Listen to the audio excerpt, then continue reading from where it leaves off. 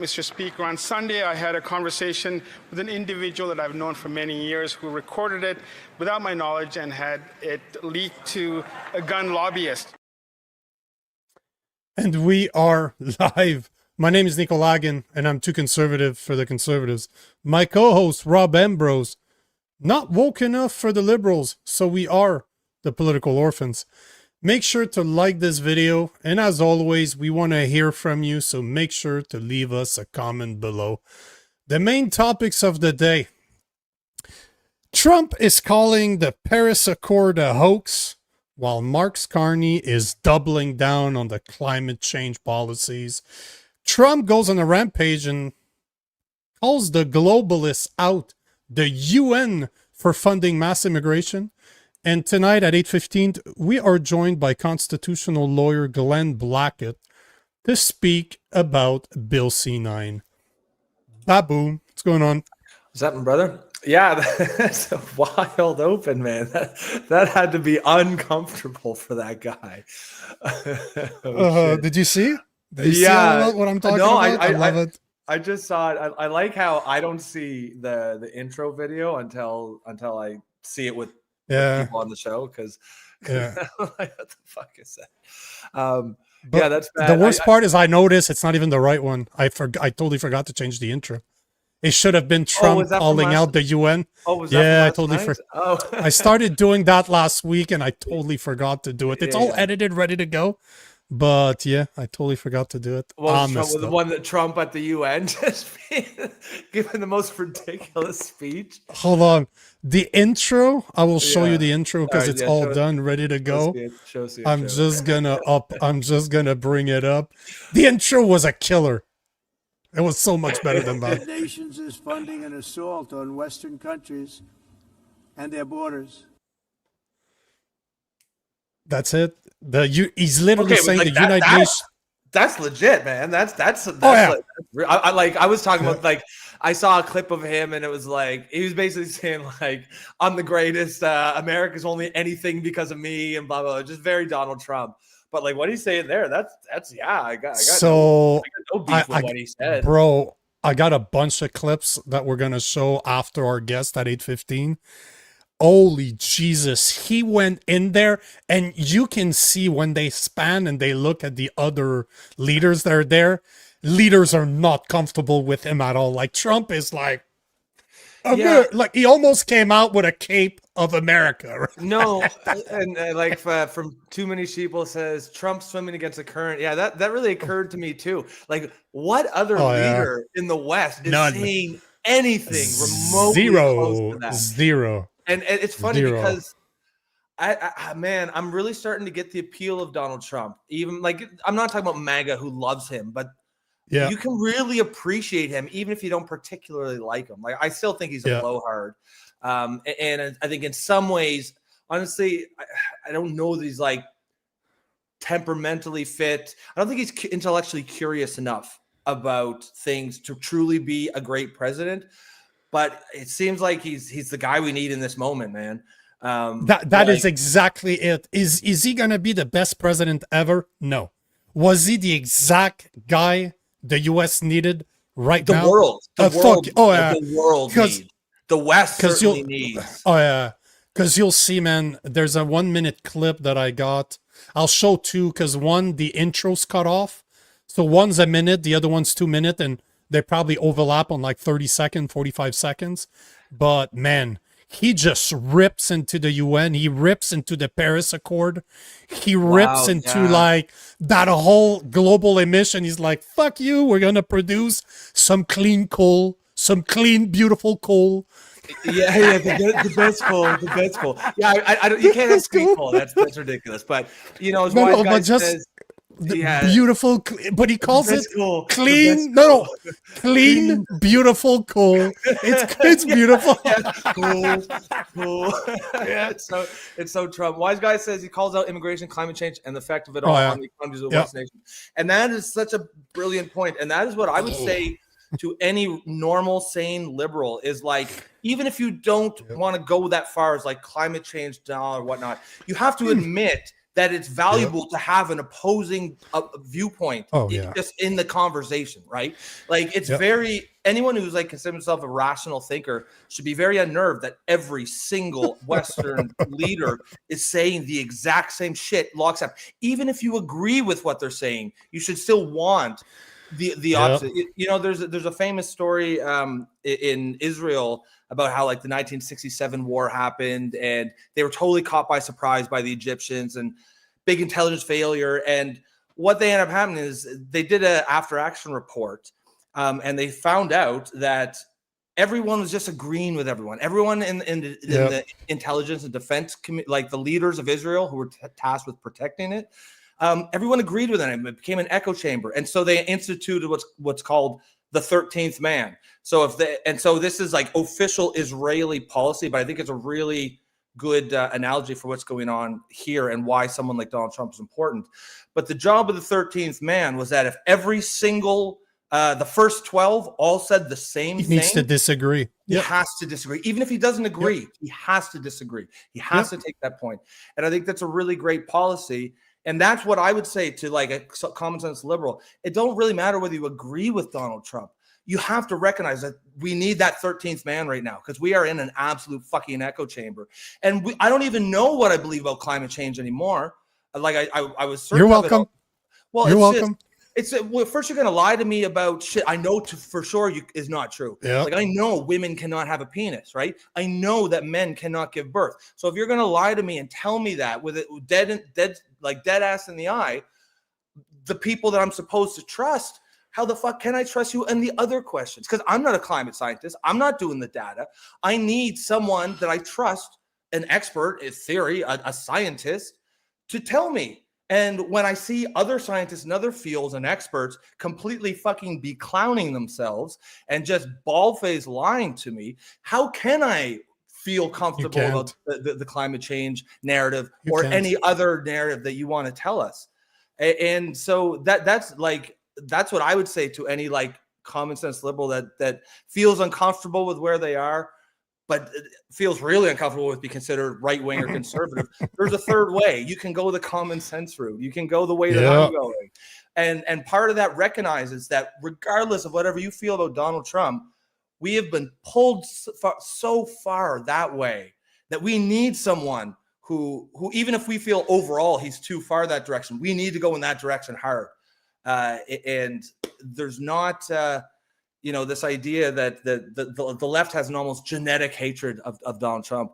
And even if you do hate him, you can still hate him and recognize that we should be thankful to have him because we need a counterweight, a counterbalance to all these narratives that are being shoved down our fucking throats all throughout the West. Because it's not just US, it's not just Canada. It is every Western nation. Whatever this sickness is, this disease, woke mind virus, if you want to call it that, it is affecting the entire West all at once. So yeah, this is a world issue, and it's important to have someone like, it's unfortunate that's a kind of in a buffoonish character like Donald Trump, but as long as it's in someone, it doesn't really matter because that message needs to be said. There has to be a counterweight to these narratives.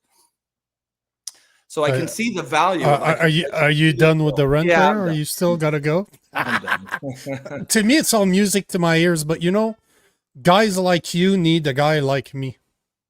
And that's what most leftists won't do. They won't surround themselves by a guy like me that has.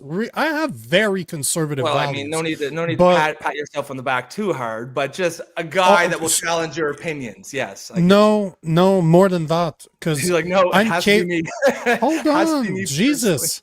Hold on. You don't know another guy like me that's a conservative Christian that is capable of putting his values aside and just go common sense to find common ground.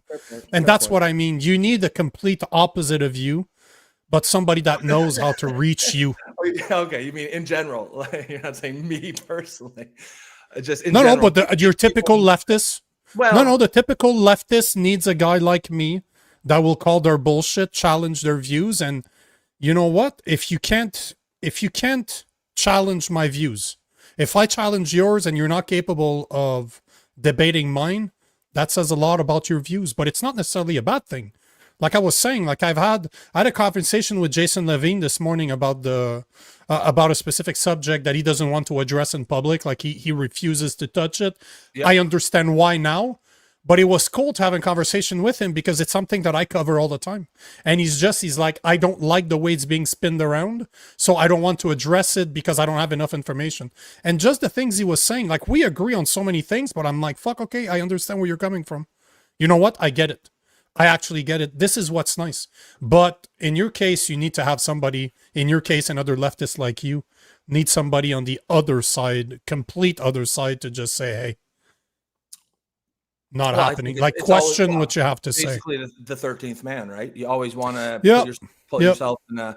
You always want to ask yourself, am I in an echo chamber? Because I think it's sometimes easy to, like, not realize it, right? But if you sometimes you're like, oh, shit, I really am. And then, yeah, it's always important to seek out alternate viewpoints. Let's, I wanted to play a video before the lawyer shows up. That is Glenn Blackett, my apologies. I wanted to play this because this has been going viral on my Instagram because I like to post shit that nobody else talks about. And that's definitely one of them. I approached it the other day. We didn't have time to play it. But here is... that's a really messed up story. I really don't like it. But 3 men in a relationship adopted a little girl that is now 3 years old. And those 3 men are campaigning for equal legal recognition as her fathers. Fathers, as in 3 fathers. For the last 7 years, Jonathan Bédard, Eric Leblanc, and Justin Maheu have been waiting to become parents together, something that officially happened yesterday. It's just so wrong. Of course, like any, she's curious, she's energetic, she loves to play, she loves to jump, she loves to dance. They adopted their 3-year-old through Quebec's Youth Protection Services, but first had to be approved as foster parents, something that required a lot of work and openness, they say, to their relationship. We had a lot of things to go through in order to be able to have that accreditation, and it's through that process that they learned that we are a little different because we're 3, but we're not different from any other family. Some other Canadian provinces, including Ontario and British Columbia, legally recognize You're pretty different. Quebec does not. Last April, a Quebec Superior Court judge ruled the government has a year to modify the civil code to allow a child to have more than 2 recognized parents, saying the current situation is unconstitutional and violates the Canadian Charter of Rights and Freedoms since it discriminates against different family models. Quebec is appealing the decision. The Justice Ministry declined our request for an interview, saying they won't comment since the matter is in court. We think that either way it might go all the way to the Supreme Court, but we're saddened from the fact that we're not backed by our own government, which is supposed to be an open government that wants to help every single family. While the law doesn't recognize all 3 as parents, they say they're sharing the responsibilities equally and doing whatever they can to create a stable home and secure future for their daughter. We talk about what come up if we split up or if someone dies and stuff like that. We do anticipate those things because we have to, because we're not protected if it doesn't. And after what it has taken to get here, they're enjoying this moment. We are lucky to be 3 to give her all that support, but I think we're the lucky ones to have her in our life. Denise Roberts, CTV News. Nope. Public Safety Minister Gary Anandasangri is on the defense as he...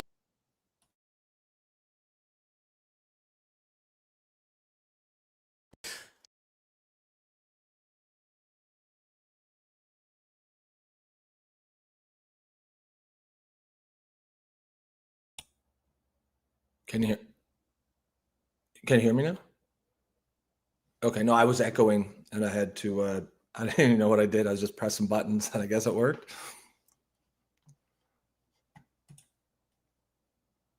Oh, looks like Nico's mic is messing up as well. Yeah, some technical difficulties, but we'll Chris, I see you down in the studio. We will get to you just a moment here.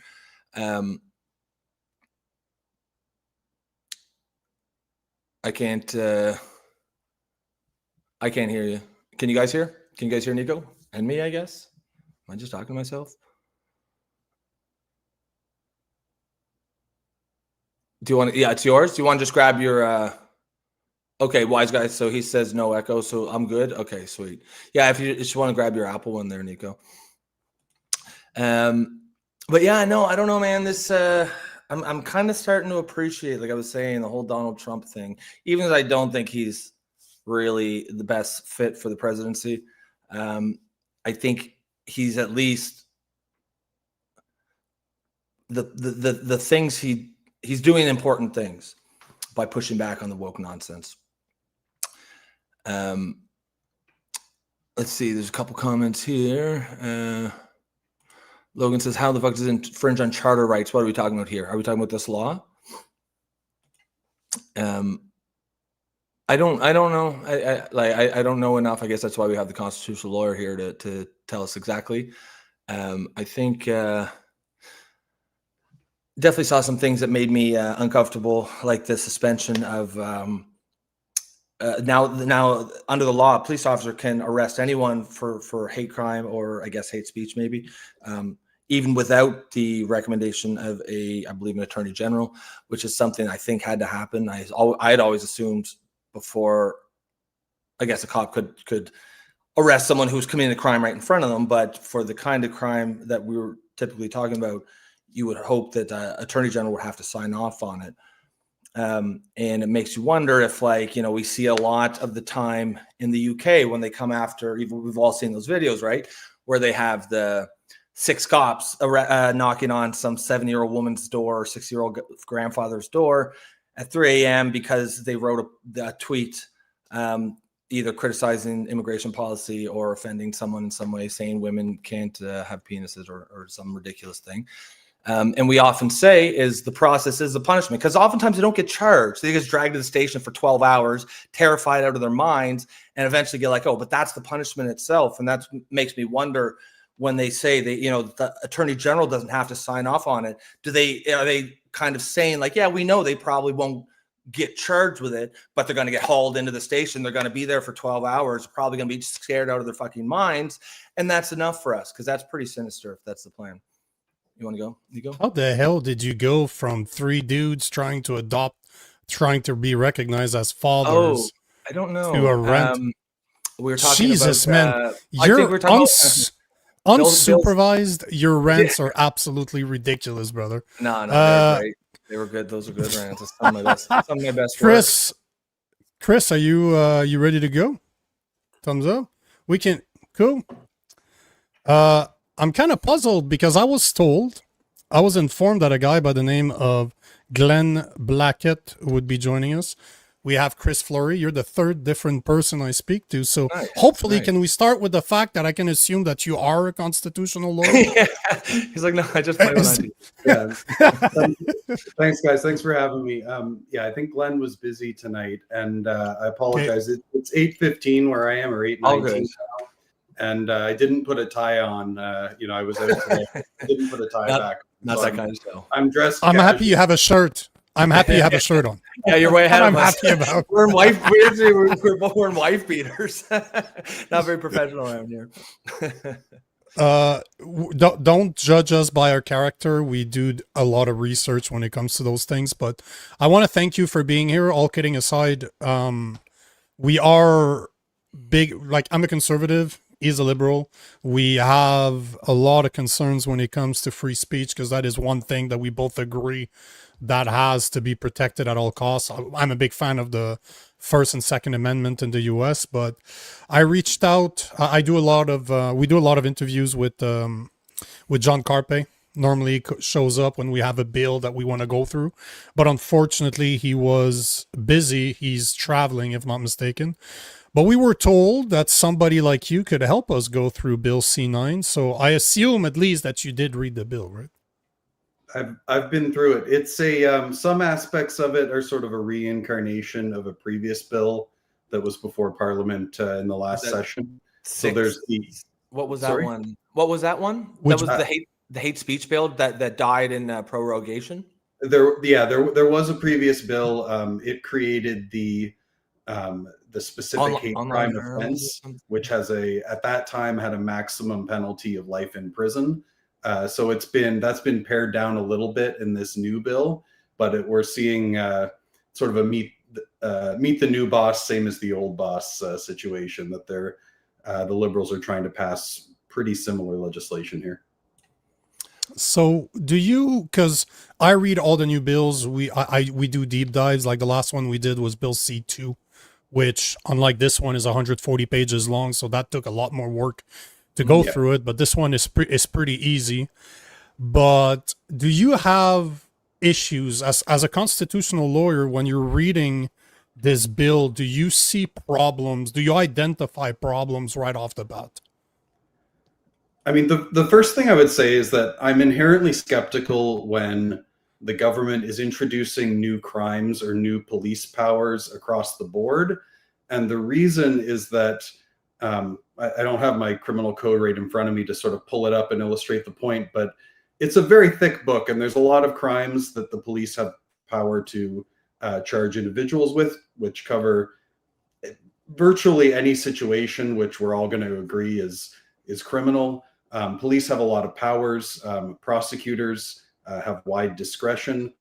So I'm always skeptical when I see sort of new crimes being proposed or invented. And it's a similar situation here where I don't know how much depth you want to go into this, or if we can just sort of jump in. But just for example, please do. We want to go as far in depth. We want to go as far in depth as we do deep dives in bills. That's why I was saying, don't judge us by our looks. Yeah. We won't judge you by yours. So this new offense that's essentially any crime committed under the criminal code can now be prosecuted under this new offense if it is motivated by hatred based on certain factors. And what that does in practice is that increases the penalty. But this is, so the starting point is that most offenses under the criminal code already carry with them potentially very lengthy jail sentences. So you're talking, 10 plus years for most serious offenses. And whether or not a crime is motivated by hatred or prejudice, a court is already required to consider that on sentence. So if you're convicted of, say, assault or mischief, and it's very clear based on the facts that you committed that crime based on some hatred or prejudice as against an identifiable group, the judge is required under Section 7, I may get this wrong, I believe it's Section 718 of the Criminal Code, compels the court to consider that as an aggravated factor. Okay. And again, so in the context of it already has to be considered, and it's tough to imagine a crime where, say, it's assault causing bodily harm, whatever it is, it already carries with it a very lengthy potential jail sentence. And it's just, I'm sort of scratching my head to think why this particular provision is necessary at all. And, that's the starting point, I suppose, is my skepticism when I'm reading any of this as to why it's necessary. Yeah, it seems to me laws should be fundamentally reactive, as in they should be designed to stop problems that do exist, not hypothetical problems in the future that might exist. Just as a general rule, whatever the law is, that seems like a pretty good default position. And I think if that's your default position, you would be opposed to this bill, even if you broadly support the idea of some sort of hate speech legislation. Well, yeah, just I would question, what's the example of the person who was found guilty of a crime, who was sentenced, and the available sentence? I understand you could say, well, I don't agree, you was sort of let off light, but the available sentence was too low in a situation where the person committed a crime and was motivated by hatred.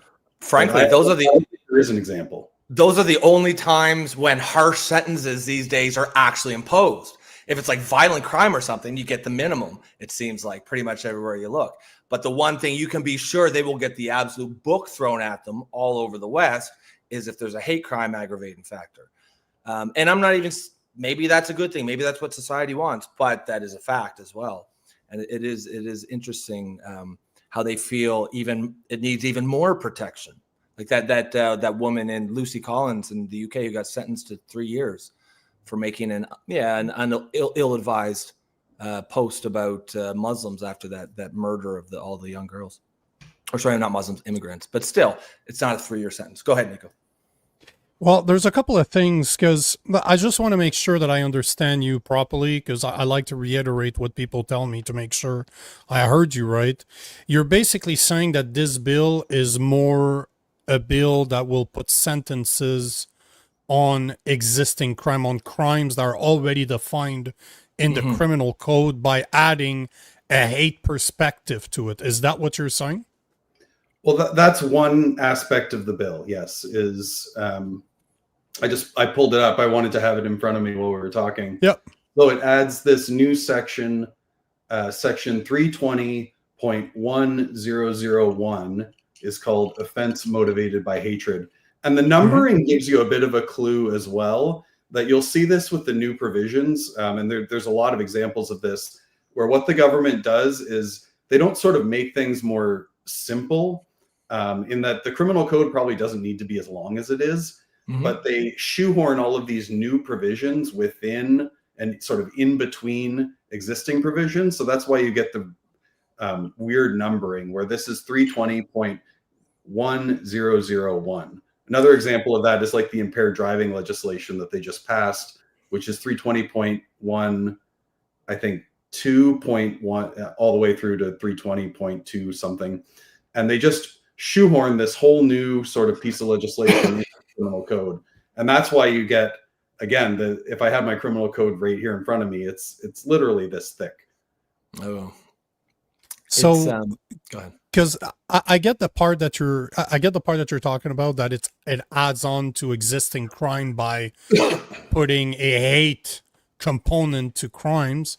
But at the same time, if you look at, I think it's the section about, there's a couple of sections that I do not believe exist in the criminal code, and you correct me if I'm wrong on this, but you're right, that there are some new additions here that that we can dive into as well.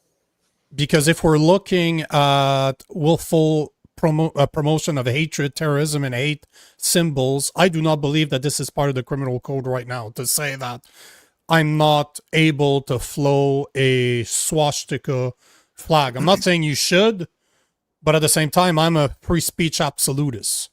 So I don't believe that there should be restrictions. If you want to wave one and people catch you on camera and then you get fired from your job for being a racist, that to me is justice.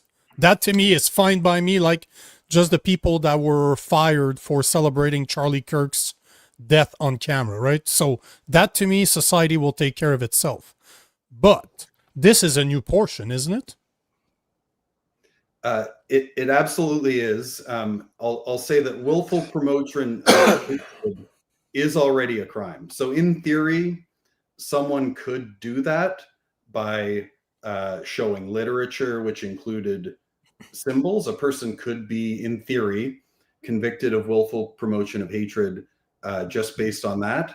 But now this makes it explicit. And you're right, it includes, I think, a swastika and the SS symbols, as well the thunderbolts, the SS bolts, yeah, the bolts, yeah, as well as, and I had to look this up, but a listed entity as defined in subsection 83.01, which is basically a list of terrorist groups, which, I mean, most of us, I know I am completely unfamiliar with. If you showed me a bunch of flags, I could not tell you the ones that are associated with terrorist groups. Well, I was wondering that last night while we were going over this. Is I assume Hamas is a designated terrorist organization. So, like, in theory, you could imagine a lot of hate crimes being committed at, say, a pro-Palestinian rally, because I'm sure that there are some symbols that are pro-Hamas. Now, something tells me that's not what the law is for, and that's not going to get charged. But what would your take on that be? In theory, it should be, if someone's waving the flag of Hamas, and Hamas is a designated terrorist organization, would that not be a hate crime under this law? So we would have to look under section 83.01 and figure out whether or not they're a listed entity. So a symbol that is principally used by or principally associated with a listed entity. I don't know if they are a listed entity. Okay. You're asking my opinion. I tend to lean much more towards Nico and being a free speech absolutist, that I believe that people should be able to express their opinions, express symbols, and as long as they are not, and again, I come back to this point of there are already means of policing people's speech, which I do believe are appropriate. So for example, you can't threaten a person and you can't intimidate a person. You can't, again, we're talking criminal threats against a person. Anything like that is already a crime. You can't defame a person or you'll face civil liability. And there are examples like this that are ways that we police speech, which are long-standing parts of the common law and the criminal code, which are absolutely appropriate in my opinion. But this goes, you're just asking for my opinion. This is not a legal opinion. Sure. But personally, I believe that people should be able to go pretty far in terms of expressing themselves and their opinions, as long as it doesn't truly harm others. And I'm talking real physical harm. Yeah. Here's another portion I'd like to get your take on, because this, again, I do not believe is part of the criminal code at the moment, but the portion where they talk about intimidation, building used for religious worship, which is 423.3 subsection 1, it says that every person commits an offense who engages in a conduct with the intent to provoke a state of fear in a person in order to impede their access to a building or structure or part of a building or structure that is primarily used for religious worship, or by an identifiable group as defined in subsection 318.4 for administrative, social, cultural, and sports activity or events as an educational institution, including a daycare center, or as a residence for senior. So because the big problem that I see here, I disagree with this bill 1,000,000%. Like, let's be very clear here. But point A, I understand what they're saying. Point 1A, I get it.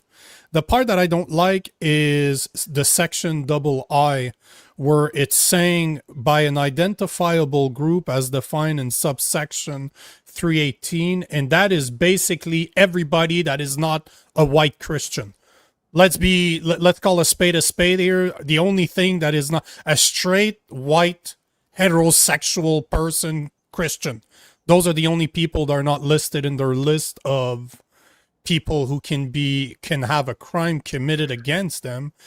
The part that bothers me is that they're very loose in the term that they're using, saying by an identifiable group for administrative, social, cultural, or sports activity or event. And one of the things that I talk about a lot on social media is how we have a two-tier policing in Canada when it comes to the way I'm treated as a Christian, for example, compared to how Muslims are treated while being able to, let's say, take over Yonge and Bloor, Yonge and Dundas in Toronto to start praying without a permit. And they do that. I'm in Montreal. They do that all over the place. They do that in streets. They do that in parks. They mention sport activities or event. Does that mean that I do street interviews? This is something I've done forever. If I do a street interview and I have a sign and I just say, should this be allowed? Should Muslims be able to take over park for public prayers, considering that in Montreal they have more than 100 mosques? Are they protected? Does that become a place of worship because people are worshiping there? And to me, that's the door that's being opened in this paragraph. Correct me if I'm wrong. I hope I'm wrong, but this is the way I see it. So there's, I think you put a lot out there. The first thing I'd say my apologies. Take your time to answer it, but I told you, don't judge us by the way we look. Let's dive deep into it. The first thing I would say is that I realize this is technically a new provision, but there's already section 176 of the criminal code, and section 176 of the criminal code prevents or criminalizes disturbances of religious worship. So if you were to go outside of a church, a synagogue, a mosque, and it's not just religious worship, it's gatherings in general for a religious, social, moral purpose. But who's doing the gathering though? Which is extremely so. There have been prosecutions for disturbances outside of churches. In fact, I'd say that's the majority of the case law, although admittedly that's a little bit dated. So if you look to sections, what was the one you cited, 318.4, it does identify an identifiable group is according to, distinguished by color, race, religion, national or ethnic origin, age, sex, sexual orientation, gender identity or expression, or mental or physical disability. So religion is in there. So at least in theory, and I understand that in practice it may not always work out this way, and I understand the perception there, but at least in theory, religion is covered as an identifiable group. So, but remove my comment as a white Christian heterosexual. Like, remove that part and just focus on the park, like, because we see it all the time. Like in Montreal, I see Muslim pray outside of the Notre Dame Basilica, which is literally the nicest church that we have in Canada. Does they that go then there become on a Sunday place of worship under the exactly. law officially? Because remember, you're not allowed to obstruct them in a place of worship. But does a place of worship come anywhere that they're praying? That's my point, because they get to pray wherever they want, and I don't get to do that as a Christian. Christians, we get arrested on the side of the street for having a speaker and a microphone and preaching the Bible, but they get to take over parks, they get to close. If we accept that as a place of worship, does that mean that by this bill, if I show up and criticize what they're doing, it's becoming hate speech, or it becomes a hate crime? It almost codifies into law that thing that they're doing, like, shutting down Bloor Street to pray, when everybody knows that's not actually about prayer. It's about a show of force. It's an act of dominance. But does the fact that they're doing it and they have plausible deniability, the ability to say, look, we're praying, does that now become, under this law, a place of worship? So the language of, and obviously there's no precedent to rely on here, but the language of the bill and of the, I guess, future section is who engages in conduct with the intent to provoke a state of fear in a person, in order to impede their access. So there would have to be some proof, some evidence that the person intended to provoke a state of fear in a person in order to impede their access. So it's going to come down to, in each, as any criminal case does, it's going to come down to the specific facts of the case and whether or not the Crown can prove, did you intend to provoke fear in order to limit their access to the particular place? Let's say your wife's in labor and you drag them. But hold on. My question is really, does it open the door to even me getting arrested by a police officer? Because the bill is also asking to bypass the Attorney General, to bypass the Crown, to get authorization to arrest people, to be able to lay charges. They want the police officer to be able to do it directly. So when I see this, and I'm a big guy, right? I'm 6'1", 230, 235. I'm a muscular dude. I'm intimidating for people. So if I'm standing there, recording like I do, speaking about what they're doing, could this be seen as intimidating? And could that bill allow for a police officer to see it as intimidation? Because I think you know this, Chris, often in Canada, our justice system has been weaponized in a way that often the process itself is the punishment. I might not end up in jail, but having to go 2 years to go through every day with over 2 years to go through all of this is a punishment. You might lose your pal. You might lose your right. It could be anything. 100%. So does that bill open the door to that even being possible? Because this is what worries me about omnibus bills like those that are really not precise. I always see the worst, right? I see where this could go. I just want to make sure. I hope I'm on crack. I hope I'm wrong. But what do you think? Does that open the door in your opinion? And obviously there's no precedence. We're not going to hold you as in this is not legal advice per se that you're giving us. But is there a possibility that this could be interpreted in a way that I would be I would be, what's the term? I would be responsible for a hate crime.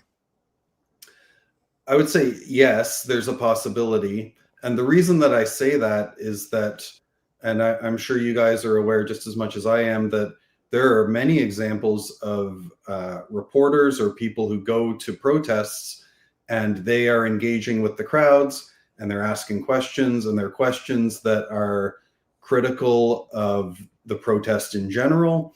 And those people get arrested. And many times they are simply not charged, or the charges are withdrawn relatively quickly. But the fact is that they are arrested, and police, this is relatively common in those scenarios where police, quite frankly, they don't know what to do. So they arrest the person who they see as, they characterize them as the troublemaker. I think that there's also an argument that they are just sort of the minority in the situation, and that they're, from a practical perspective, they're the easiest to remove. So police try to do that to maintain some public order, for lack of a better word. But the point is that we're already seeing this, that there are already, in the almost the exact scenario that you're describing, we're already seeing police use arrest powers under, in many cases, it's Section 175 of the Criminal Code, that they're accused of causing a disturbance. It's really questionable if in many of these cases that they are. But we already see police laying those sorts of charges and immediately withdrawing that, or not, the Crown withdrawing them, or not them not being charged in the first place, just simply being arrested. So I certainly, I agree that there's reason to be fearful. So this is basically because again, the bill hasn't been it's been tabled, but it hasn't been discussed. It hasn't passed. It hasn't gone to the Senate. But the point in the matter is that it is a possibility. I'm paranoid when I see stuff like that, especially with life in prison as a possible punishment for this. And sorry, Rob, you can go after that. That's the last question I have, is really, I don't like, as a guy that prone self-defense, as in I'm a big fan of firearms. I have firearms. I believe in the Second Amendment. I wish we had that in Canada. I believe in castle doctrine. But if something happens, I'm at the mercy of the judge. There's self-defense in Canada is a gray area, and depends the judge you have and if they like you or not, because you might be screwed if you're a big mouth like me. But is that what I'm seeing here? Because that's what I'm hearing is, now I'm not even at the mercy of the judge. If that bill passes, I'm at the mercy of a cop that has 2 years of college under his belt, that is not a lawyer, that does not understand the law. Clearly, they do what they're being told to do. But this bill would allow them to press charges against me for what they perceive to be a hate crime that could be as easy as me standing next to a park where people are taking it over for public prayer. Is that what you're saying? Like, am I at the is it a massive gray area, just like self-defense and the non-castle doctrine that we have in Canada, except with a judge in that case? I would say that this this particular area, it's, again, there's no case law, so it's by definition a bit of a gray area where we don't know how judges are going to interpret it. At the end of the day, you're right that police do have discretion to lay charges, as they do with any crime. It will be up to the judge, just to press back a little bit, that it will be up to the judge in terms of whether or not you're convicted. Although I certainly, I'll tell you, I live and breathe this sort of stuff, and you're absolutely right that the process is the punishment for a lot of people. That if you get, I've had clients acquitted after 3.5 years going through the justice system, and they have to live under restricted conditions. They're granted bail conditions, or they're released on recognizance, whatever it is. They have to live according to those conditions, and they have to pay a lawyer. Like there's a whole they have to attend court dates, many court dates over 3.5 years, take time off work, all of this, that it's, even if you are acquitted at the end of the day, you're right. It's, the process is the punishment, as you say. So, Chris, is it possible? Like, could you imagine a scenario where let's say there's two almost identical crimes, armed robbery for both, except one, let's say you go and do armed robbery against a white guy, and then you do armed robbery, let's say in place of, not in addition to, a Muslim. Would you get charged? Is it reasonable that you would get charged with, the hate crime aspect because it's an identifiable group? Now, I'm sure, because there's kind of a two parts to this question. I know what your legal answer will be. Legally, they shouldn't, right? But I'm curious into more like in practice, your opinion, because you probably do see this kind of stuff. We see it. There's always the assumption of hate in any time a crime or something is committed against an identifiable group. And it even goes to buildings. When a mosque is attacked, in the headlines in the papers, it's always perceived to be hate. When it's a church, it's vandalism, right? And that's just the way the media discusses it. And of course, it's a subtle thing, but it very subtly trains everyone to believe that any crime committed against an identifiable minority or so-called vulnerable group is going to have a hate component to it. So I guess the question is, what does the law say, which I think I know, and then what do you think based on someone who is on the ground in this? Yeah, though I don't want to get too wonky with this, but it seems relevant to say that a motivation is not usually a part of criminal liability. So why a person is motivated to commit a criminal offense is usually not relevant. So, why you hit your wife, why you drove drunk, whatever it is, that's usually in. And most people would agree that's reasonable. It's not relevant. And it can be, as I said, it can be relevant at sentencing. If you're convicted of the crime, it can be relevant on sentencing, and the judge can throw the book at you if they decide, no, this was motivated by hate. In answer to your question, it's going to come down, and this is not me trying to evade the answer, but it's going to come down to the evidence of the particular case. So the Crown is going to have to prove with admissible evidence that your crime was motivated by hate, or my crime was motivated by hatred. So presumably I said or did something that would lead a person to believe that I was motivated by hatred when I did it. If it's just a case like in your scenario of a white guy assaults a black guy, then I don't know if you can make much of that. You should. I agree.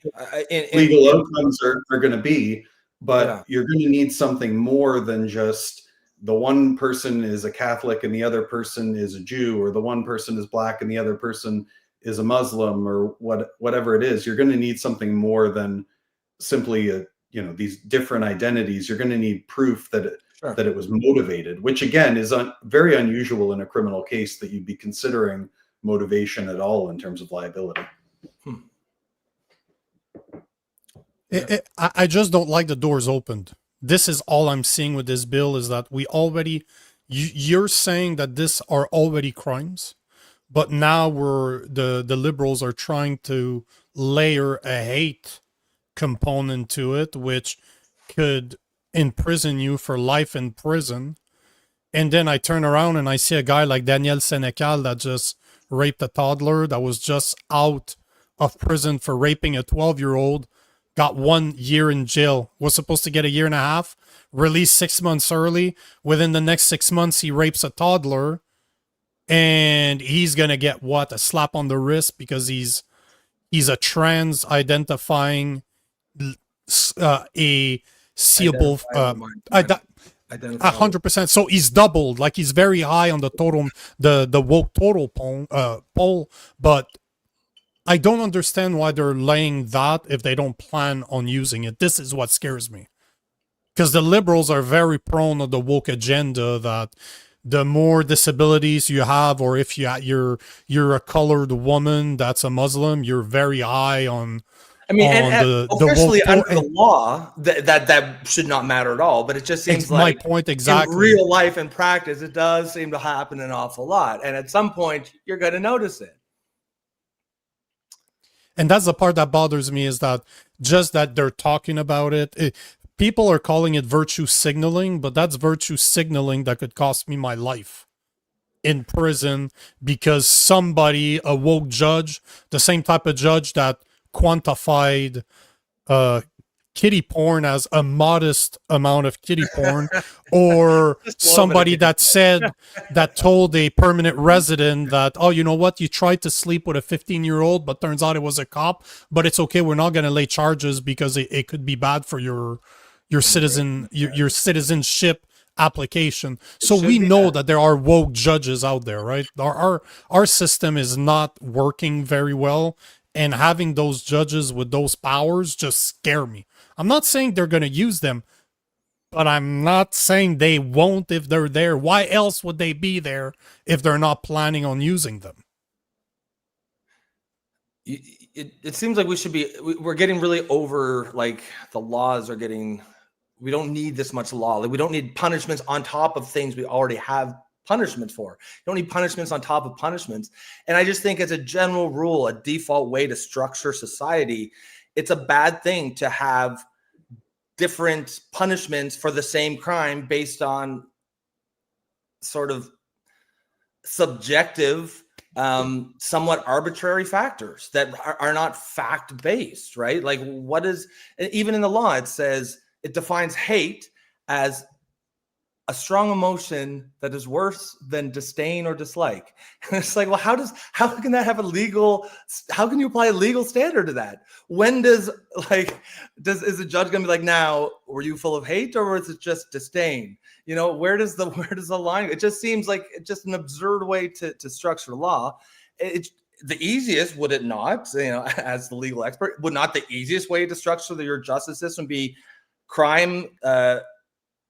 All crimes are punished the same regardless of who commits it or why, because we are all supposedly equal under the law. How can you have different sentences based on the skin color of the victim or what have you, or if there was a motivation that you didn't like the victim or because of his skin color or what have you?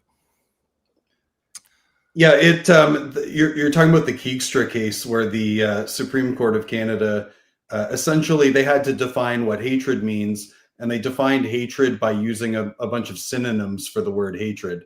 So you're right that it's difficult to say what hatred means. How do you have the test? Is it hatred? Yeah. It was only disdain. Okay, so you're good. Well, maybe a little bit of hate. Now you're fucked. Maybe there's a little bit of comfort in the fact that hate crimes are quite rare in Canada. Sure. So you don't see criminal code prosecutions for promotion of hatred very often, and the ones that you do see are at what I would characterize as the more extreme end of the spectrum, where you're talking about people who are, in the case of Keegstra, that's the one most people cite, where this guy is denying the Holocaust and expressly saying that it was invented by Jews to basically elicit sympathy and this sort of thing. So it's I'd say way at the extreme end of the spectrum in terms of speech. So they have been, at least that's what I would say, is that they have been prosecuted pretty rarely. Sorry, what did you end on there? I sort of lost myself. I think I had something else to say. Geez, I don't know. Okay, it was I was just asking, I was kind of being a little facetious. I was saying, as a legal expert, would it not be the best structure to have where all crimes are added? I mean, it was just kind of, I was being silly. But yeah, you answered the actual legal question. Well, I mean, no, there's a technical answer to that too. And it's that again, I know it's section 718 through 720. Someone can look this up and correct me, that a judge is bound to consider a number of different factors on sentencing. So it's the nature of the crime, but also the circumstances of the offender are relevant, and that includes: do you have a previous convictions? Do you have previous charges for which you've been discharged? This sort of thing. Have you done the same crime 6 times and this is your 7th time around?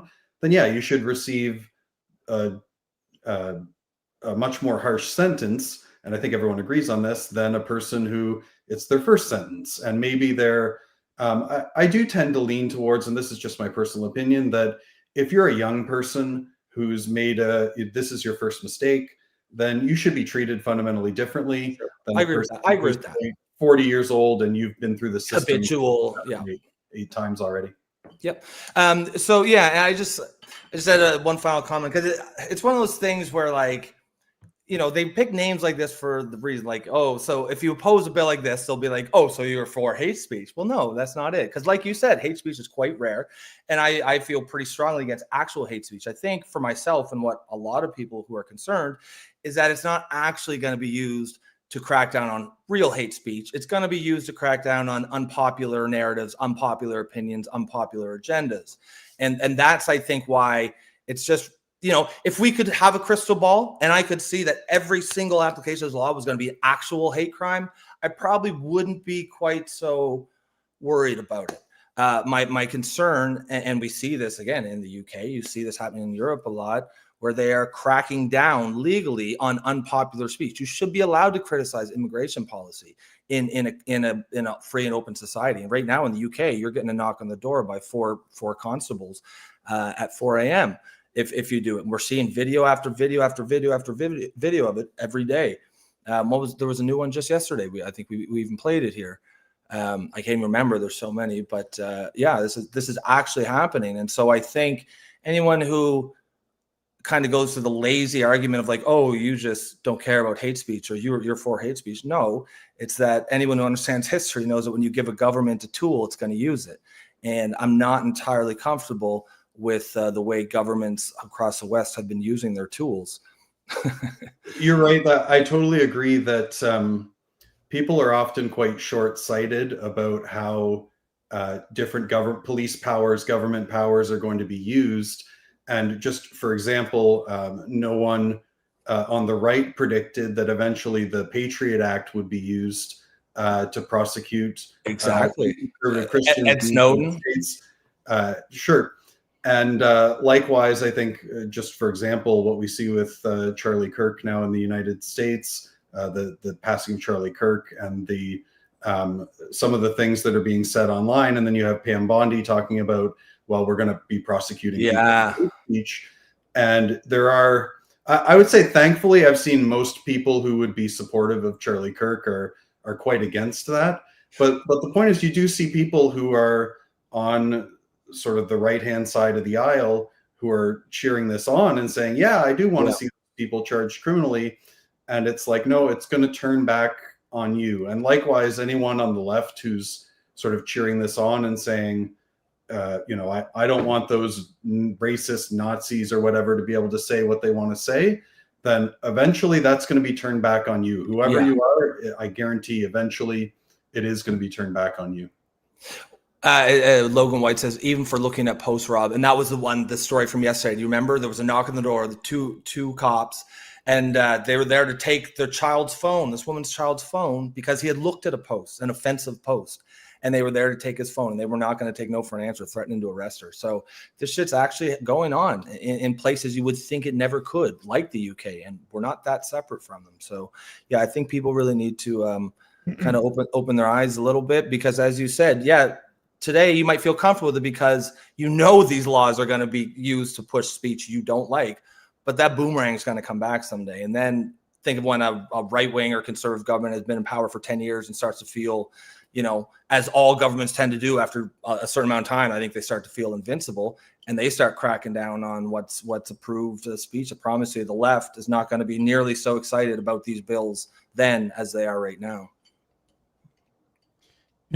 I believe in that. I think hate speech should be legal. I'll be the first one to say it. Free speech is not about protecting your speech. It's about protecting the speech you don't like. That means hate speech. That's right. I believe in hate speech. I don't care. If words hurts your feelings, go check out the mirror, because you're the problem. Chris, I want to apologize for the way for the questions I ask, because often I see them from a biased perspective of somebody that gets targeted day in, day out because of the type of content that I put out there. And I'm not happy that I can give that type of power to a government that definitely doesn't like me or that doesn't like what I think. But yeah, thank you for being here. Thank you for showing up and helping us answer some of those questions. And unfortunately, I think you kind of confirmed that there's a lot of gray area in that bill that I definitely don't like. Not sure if you can see all the comments there, Chris, but we're getting a lot of positive comments here for your appearance here tonight. So just appreciate that. Appreciate the time. And hopefully we'd like to have you back on again if you'd like to. Uh-oh. Yeah, I thought so. I thought He's we like, no, fuck these guys. No, I think no. I think he lost his it's okay. I'll put him back in the you were just saying again a second ago. It reminded me of this comment that actually your buddy Mike Desir made a while back, and I just want to go back to it. I thought this was a great comment. He says, "Man, the thing for me is hate and racism lives in the heart, not on signs. Me personally, if someone wants to keep a swastika around, please do so I know to stay the heck away from you." Exactly my point. That's a great point. Well, it don't matter what's on the signs. Hate is in the heart. And it don't matter. You can get rid of all the signs. It's still going to be in the heart. You haven't actually gotten rid of anything. But when you get rid of the signs, you get rid of our ability to tell who does have hate in their heart.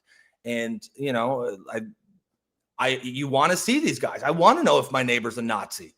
Not hiding it because he knows he's going to go to jail. So society will take care of it, right?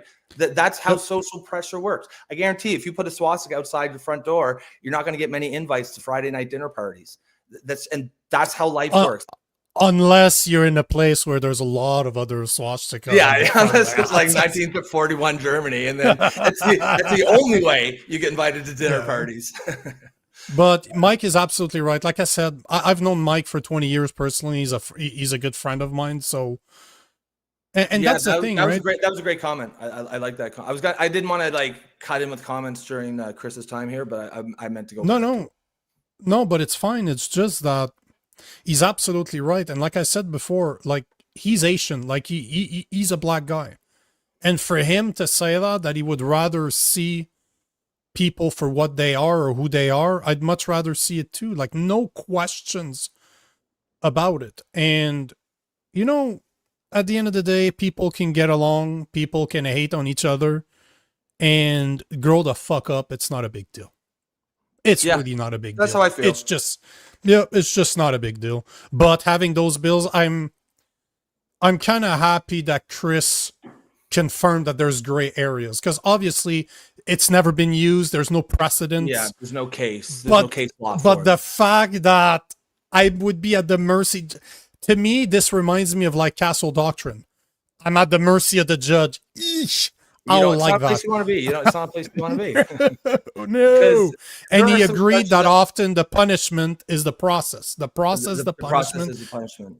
And we say that all the time, and that's what I see right there too. So yeah, and it's funny because that's how you see the way all these laws are enforced. They're almost enforced like they know they're never going to bring charges, but they still keep doing it because again, you go down. If you're an average person, you're not an active. I like someone like me or you would love it, right? Because we know we get to talk about it and make content out of it. If we got arrested, like dragged down at 4 a.m., we'd love that shit. But if you're Grandma Smith down there who's just tweeting away on her phone, that's terrifying to you, right? You go down to the station, you're there for 12 hours. You don't know if you're going to be in jail for the rest of your life because you're a fucking grandmother. You don't know how this shit works. That is terrifying to you. That has a strong, strong chilling effect. And every other grandmother in the neighborhood knows about it too. And now this keeps those old biddies silent as well. And that's the whole point of these laws is to chill speech. It's not to protect any type of speech because and frankly, speech needs protected. As you said, unpopular speech is what needs to be protected. Popular speech doesn't need it. We all agree with it. You're either for free speech or you're not. There's no gray area in free speech. There's just not. I am for hate speech, 100%. Because hate speech and interpretation is how you think it's right. Yeah, 100%. And Mike, again, there's nothing worse, brother, than fighting a clandestine war. Exactly. You have people that are secretly your enemy. They're right there and you can't identify them. You're not prepared for them. I've said this before, but the worst thing that can happen is an underground movement, because by the time it gets to the mainstream, it's so big that you can't stop it anymore. But if you are very open, again, Charlie Kirk being the perfect example, you had a bunch of morons that started posting stuff about him dying. They got identified right away. Like if I'm an employer and I hired people that celebrate somebody's death, I want to know, because those are not the type of people I want working for me. Absolutely. So that's, to me, free speech is a beautiful thing because the government won't stop you from saying it. But that doesn't mean there won't be any consequences to your words. And this is where the onus should be on the people, not the government. I want the smallest government possible with the least amount of power as possible. Fix my fucking roads, motherfuckers. Yeah. Fix the roads and shut the fuck up. Okay? Fix the roads. Yeah. Can't even fucking do that. It's just can't even do that. Yeah. You don't want to give the government a hammer like that because, man, they're gonna look for nails, as you say, right? Yeah, right. Like, and I know if you're on the left, you might be cheering this stuff because you know just as well as everyone else does who's going to get targeted with these laws, right? But you don't know what's going to happen in 5 years. You don't know what's going to happen if there's a 10-year conservative government and the mood is dramatically shifted. And now it's the right is culturally dominant. And now it's the left that has to watch what they say and the right who gets to dictate their morals on the rest of society. Those hate speech laws are going to look a whole lot different. I promise you. I agree with Oliver Ruff that we should qualify for 100 grand journalist salaries. Yeah, obviously. I agree. Obviously. I agree. I agree that we do. If CBC can have those. Yeah, fuck that shit. Hey, we can say whatever. We can say bullshit. Yeah. Too. Yeah. At least our bullshit's interesting and somewhat fact-based. And actually I'm biased. I have my opinion and I don't claim to hold the truth. I don't claim to hold the only truth that's out there, unlike media. Well, I don't claim to be unbiased. I don't claim to be motivated by any. I am motivated. I am biased. And it's my truth, not the truth. So yeah. And there's nothing wrong with that. Media, if media acknowledges their bias, we all have biases, right? You just have to be aware of them. But not CBC. CBC does not have biases. That's the problem with the media. Is it's fine if you have left-wing biases, which they clearly do, but just be aware of those. Be honest about those. Don't act like your opinions are like the consensus moral position. For example, CBC would report on, say, trans, life, gender affirming care for teenagers as a great thing, but that's not a consensus position. There's a whole lot of people who might even be supportive of like I'm supportive of any adult doing whatever they want, living their life however they want. If you're an adult and you want to be trans, fill your boots, man. I really don't give a shit. And I'd be the first to want you protected by law and policy from being discriminated in the jobs or housing market. Sure. I think you should have the same rights as everyone else. But I think kids should be left alone to develop. And that's not an immoral position, which is what CBC would have you believe. I think it's entirely appropriate to as I see, I'm not going to go down this rabbit hole, but as I see it, you're telling kids that there's something wrong with their bodies. And I fundamentally think that's a wrong thing to do. But the CBC would have you believe that that's an immoral position. I'm far right for that. And that their position is the consensus. And that's frankly not true at all. I want kids to be left alone and I want tax dollars to be left out of surgeries. Elective surgeries, yeah. You want to be a fucking lamppost? Awesome. I don't have to pay for that shit. Yeah, exactly. I don't know why a lamppost. Lamppost affirming surgery. It's covered. Covered. Yeah. Hey guys, by the way, in the comment section, let us know if you've enjoyed Chris Fleury, because I totally forgot that in the intro, but we have a bunch of guests. I found 2 other guests for this week. So tomorrow, I don't know if you guys saw that, but I will play the video today. We are joined by Concordia Student Union Undergrad Council member Anastasia Zorsinski to speak about the new anti-Semitic 2025-2026 handbook that is being given to students at Concordia right now. I saw her on the news. I sent you her the video that she's that I did earlier, and we also have Camille El Sheikh, the organizer of the Million People March, a Muslim man who believes that Christian and Muslims can not only get along but fight side by side to protect our children against the trans agenda. And also on Thursday we have Jason from Wiretap Media to speak about something that I don't know much about, but I will do a lot of research until then, the anti-hate network. That is a scary thing, brother. Like he was talking about it. Oh, is it he? I was gonna say, where have I heard that for? It was him. Yes. Talking about that on the Saturday night show. Yeah, because there's something that came out of Blacklock's reporter today where we have no, but in this case it's very specific. We have a special envoy for Muslim problems in Canada. Do you remember we've spoken about it? I can't remember what her name is. Like is envoy for Islamophobia or something like that? Yeah, exactly. Okay. Turns out that I did not know that until this morning, but she founded the anti-hate network. She's part of the founding fathers. She's a co-founder, and the anti-hate network is subsidized by the government. I could find at least $900,000 to $1 million, $900,000 to $1 million in identifiable funds coming directly from the liberal government on top of her salary. And some of the research that they've made is identify right-leaning organization as far right-leaning. So the government paid something called the anti-hate network to research guys like me, basically is what it is. So he's going to come on to talk about this. I'm going to do a lot more research until he shows up. But yeah, we got some very cool people on the show. You know what? Let me show her video right away. Actually, since we're talking about it before we go to Trump fucking ripping into the UN there. Let me download it. I think. Oh no, hold on. I'll play it off my Instagram. Because obviously she made a video, but I redid it because it wasn't okay. It missed a few things. Okay. I was gonna say just like to add on to what you were saying there, like and I saw a few comments when Chris was there, and it was kind of like asking the rhetorical question, well, who decides what hate is, right? Yep. And that's exactly the problem. Who does decide what hate is? And I'll give you a perfect example. Let's say that example, like we've seen many times. We showed lots of videos on the show. Muslims shutting down public streets, public infrastructure like Bloor Street to pray, right? And obviously that's not about prayer. They have all the mosques in the world to do that, and I would definitely always support their right to pray in their mosque.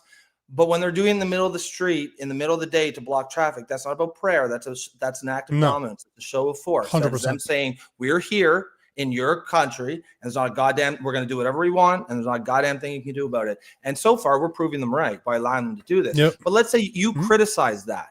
And I think it's absolutely reasonable and appropriate, and everybody should criticize that. We cannot allow any certain identity group or religion in society to get special privileges. Christians could not shut down the street to pray, nor should they be able to. Hindus are not shutting down the street to pray, nor should they be able to. But Muslims, for whatever reason, are allowed to do whatever the fuck they want. We can't have that in a society, man. In a diverse society, we all have to be treated the same. That's a bedrock principle. We all must be treated the same, or it all goes to shit because it just breeds resentment. And my question, my rhetorical question is, if you're going to criticize that, is that Islamophobia? Right? Are they going to call it? No, it's not. I know it's not. But under this law, like the people who decide what hate is, they'll call that Islamophobia, right? And then now you're charged. And I think a lot of reasonable people would understand that's not hate speech. And yet it's could very well be charged as hate speech. And that's very concerning. I want to take a comment before I go from Bumpy, because again, Bumpy Johnson saying more like guys like Jeremy McKenzie or Alex Vrend. So I know who both those guys are. I don't know them personally, but I know who they are. I know what they do. But at the end of the day, I don't understand your comment, because like the guy that we're going to have on the show tomorrow. No, but hold on. The guy that we have tomorrow, Camille El Sheikh, he believes in something that I believe is wrong. That's why I want to have him on the show, to be able to have that conversation, to see, am I right? Am I wrong? Yeah, but again, if you let me finish, that's my whole point. Is tomorrow we have a Muslim guy that I disagree with, but I want to have him on because I want to have that conversation. So it's not because you don't like, let's say, Jason from Wiretap or Jeremy McKenzie, that I wouldn't have them on to have a conversation with them, even though I don't agree with what they do. The point is that I will have, if more people on the left were ready to come on this show to actually answer some solid questions, I would have them every day. They just don't want to. They just don't want to come here and be in the hot seat. But if I can find somebody if I can find a topic that's trending right now, or a specific person like Anastasia, I saw an interview she did on the National Post. I found her. Anastasia Zorshinsky. No, the one that is coming on the show tomorrow, the one I'm going to show the video of. Gotcha. I found her in the news, and I'm like, I reached out to her, and she came in, we explained. She's like, there's certain things that I'm still in school, so we need to keep it.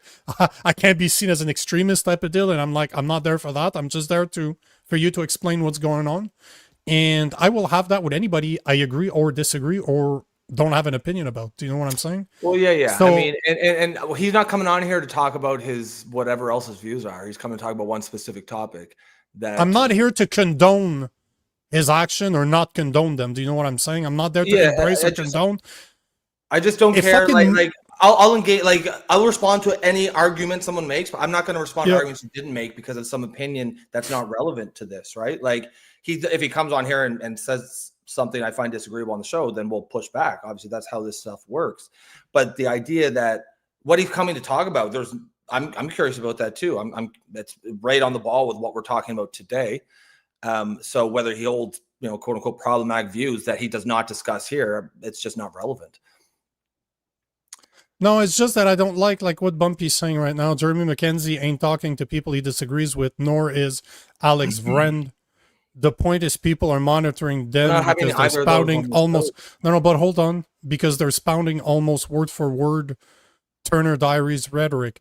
The reason they're not talking to people they don't know or they don't like is because people won't want to talk to them. But I'm old enough to remember a time where journalists went to talk to dictators. They went to talk to Gorbachev during the Cold War.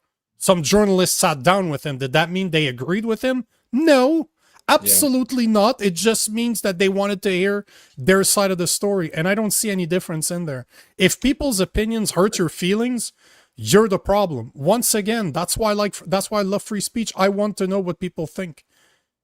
If there's a group of people out there that makes sense for us to talk to, I don't have to agree nor disagree with them. I want to know what they think. I want to know who I'm dealing with. I want to know who they are. I want to know what they do. I want to have it from the mouth, the horse's mouth. I don't see a problem with that. That to me is journalism. I won't pick and choose the people. People pick and choose if they choose to come here or not, because I approach liberals like I approach conservatives, and that don't mean I talk to Pierre Poliev if he had the balls to say so, not because I like him, not because I agree with him, because I don't agree with him, and that's why I would want to talk to him. You know what I'm saying? So, again. On that note, as New Dog says, smash that like button, y'all. Of course, we are talking about, we're talking about lots of different stuff. We're talking about Bill C. Why can't I remember? Is it C3? What's that? Is it Bill C3 that we were talking about earlier? Bill C9. Bill C9. Bill C9.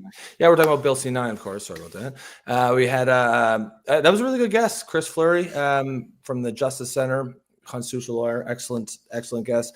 Guys, if you're watching the show for the first time and you support what Nico and I are doing, what we're trying to do here, create a space where the left and the right, common sense people from all over can get together and have interesting and productive discussions, sometimes debates. Please consider liking and sharing the stream. Consider subscribing to the channel. And also, if you really want to be wild, you can consider becoming a member for the low price of $2.99 per month. You can do that through YouTube. And we also have, hey, look, buy us a coffee in the top right. Right there. So that's the pitch. We'll get back to the show. Also, remember to comment, guys, because this whole show is based on obvious audience engagement. Now, that said, I see there's a shit ton of comments. So, yep. So this is who we're having on the show. This is why I reached out to her. So this is why she was getting interviewed this week, and that's why I reached out to her. So this is is that her? Okay, she'll be here tomorrow. Yeah. Nice. Anastasia Zorsinski, and hear what she had to say about the new student handbook that Concordia University is giving out. This is not how a university agenda should look like in 2025 Canada. And just to add to that, I am literally a counselor in the Concordia Student Union, and I have never even seen this handbook or got to vote against it. I've seen a lot of Concordia, but this is the most anti-Semitic, woke, extremist propaganda I've ever seen in a Canadian university. This isn't about student life, events, resources. No, it's definitely not. It's a political manifesto turning students against everybody else. So let me break it down to you. Beyond it being super pro-Hamas and anti-Western, number one, it tells you that everybody is working against you, which fuels paranoia and division. Then secondly, it teaches you how to strike and how to convince everybody else around you to strike, even if they want to go to class. It also teaches you how to disrupt classes and that blockading classrooms and blockading buildings is okay. That is the student handbook. And lastly, it tells you that if you get caught doing illegal things, this is how you should act. It literally encourages students to hide their faces and calls for solidarity with protesters and resistance. And since this is a student handbook where you can write notes on every single day on the calendar, you probably think it has some Canadian and religious holidays. Instead, it mentions Nakba Day on May 15th, 2026, and the Netanyahu protest at Concordia in 2002. Realistically, this is what we see at Concordia almost every single day, and these are the students that go to Concordia, so it's not surprising, but I'm just surprised that this piece of propaganda is allowed to be distributed to 35,000 students. Page after page, this handbook is full of protesters hiding their faces, calling for uprisings. This isn't education, this is literally indoctrination. That's wild, man. That's their hand. Yeah, I can't. That's gonna be a great chat. She sent me, so I was talking to her earlier, and I'm like, can you? Because a lot of that video, like I added a bunch of pictures, I added some music, I made it more emotional, obviously. But a lot of the pictures that you're seeing in there, she sent me digital pictures of the handbook itself. It's insane. It's absolutely insane. It is crazy that this is a student handbook. Wild. 35,000 people go to Concordia. That's not a small university. Yeah. 35,000 people are being given this. And page after page, you see stuff about Free Palestine. You see how to organize protests, how not to get caught. What do you do when you get caught? There's a bunch of pictures with the, Antifa style. I'm not saying they're Antifa, wild. But that's what they look.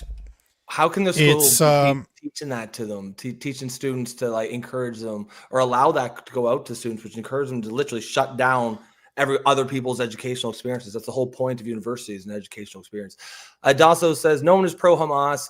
Well, no, some are.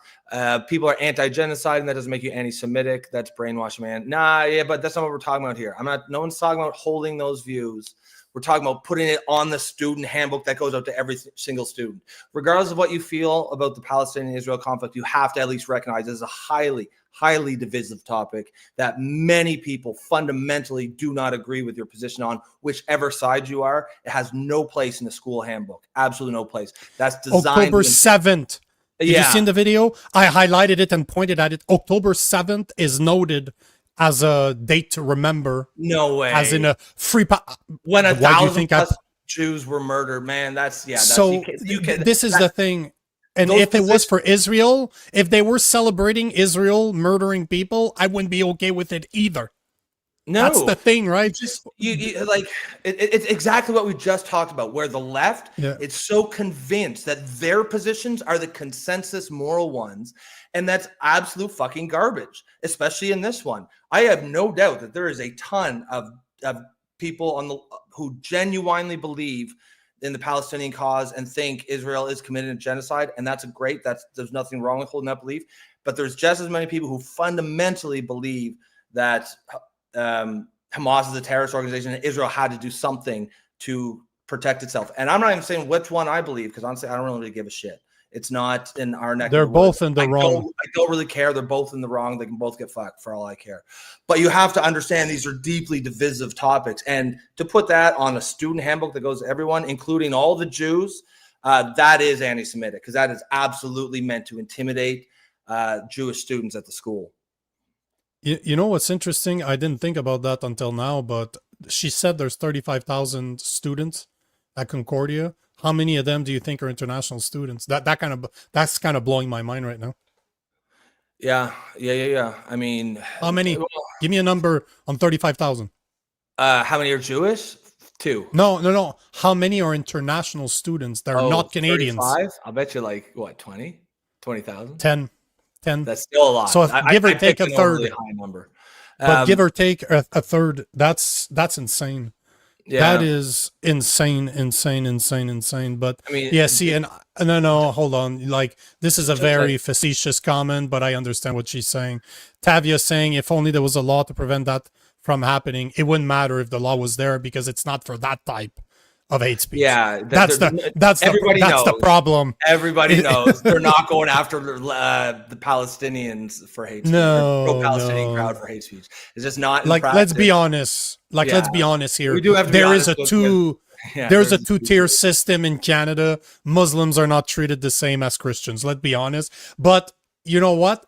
Smart point, but fuck off for your opinion. I'm just kidding. But it's good because you're absolutely right. I get your point. And this is exactly why it would be pushed. Like, this is the perfect type of situation where the liberals would be, this is exactly why we need hate speech laws to protect the people from Israel, the Jewish. I don't want them to be protected. I just don't understand why the fuck is that in the handbook. And you know what? If that university is okay with having that in their handbook, fine. That's fine by me. But don't be surprised if you lose a shit ton of your students because they don't agree with that bullshit. Again, I'm not saying they should be stopped. I just want to identify it. I want to show it to people out there so that people are like, damn, that's what Concordia is doing. Just by that, I would never go to Concordia. I would have never went to Concordia no matter what. But this would be like, fuck no. Fuck. Like, I look like the type of twat that's going to be paying 20, 30 grand for a university diploma. Yeah, no. This is Dasso says you have to separate mamas and Palestinians. Yeah, but again, you're arguing the issues. Not what I'm talking about. We're talking about it just doesn't belong on the school handbook, period. If they put out the school handbook that was pro-Israel and Netanyahu, same thing. I would be saying the same thing. I say you can't fucking do that. That's bullshit. This has to be the fundamental concept. You can't highlight highly divisive issues as if that's the consensus because it's your side, and then put it in something like a student handbook that goes to 35,000 students. Plenty of them are going to be Jewish or Christians. I see a problem with that as a Christian person. Yeah. Do you know what I mean? Yep. Let's see. Take a couple comments. Trevor Benson, much longer than that. Ever since Islam was conjured up. Oh shit! Sorry, that's continuation of a conversation. Let's get into the comment. Let's get into the real videos because that's only one that I wanted to show. But I really want to spend the rest of the time just to talk about what Trump is doing because Trump is fucking, wow, he's big balling it right now, and I love it. I absolutely love it. I'll just take this one quick one before we get it because this is what I was looking for. Trevor says again, this is not a problem. Israel's picking fights with everyone, and once someone fights back, they play victim. Not a problem. That's not the point. Yeah. Not like it's. I agree. It isn't our problem, and both of them get fucked. I don't care about really either one of them that much, other than it'd be nice to, if on a general level, people weren't getting murdered. But there's also lots of, like, it is funny how it seems very selective. Like, where was the left wing concern about the Uyghurs, or I don't know if that's how you pronounce it, Uyghur, that the Chinese have been ethnically cleansing, or, the Houthis, or there's 3 or 4 other genocides going on in the world. It seems like this one is very important. Frankly, I don't give a shit, but it doesn't belong in the school handbook. Again, exactly. And even if it was Christian stuff being pushed that much and people would be not okay with it, I would understand. That's the point. We're supposed to live in a society that does not promote religion, but you have religious freedom. That, to me, okay, cool. That's the society we live in. Awesome. Let's be equal across the board, because we all know that if it was plastered with Israel stuff or it was plastered with Christian stuff, people would never do it. It would have never happened. It would be a massive uproar.